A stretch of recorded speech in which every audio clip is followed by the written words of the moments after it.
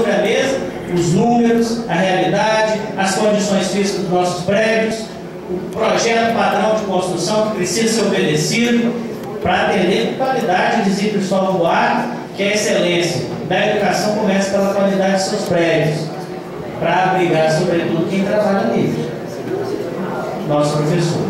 E nós queremos aqui, como eu disse, colaborar com essa discussão para que o profissional seja valorizado. A luta de vocês vai contar abertura, espaço de apoio na Câmara e, particularmente, como líder do governo aqui, presidente, senhores vereadores, quero ajudar, junto com todos, a criar essa ambiência favorável para que a educação de Vila Velha, a saúde, sejam tratadas realmente como prioridade do nosso governo, dessa gestão que a gente acredita que vai fazer um trabalho que dignifique, não só quem trabalha na educação, mas sobretudo a criança que recebe os nossos serviços.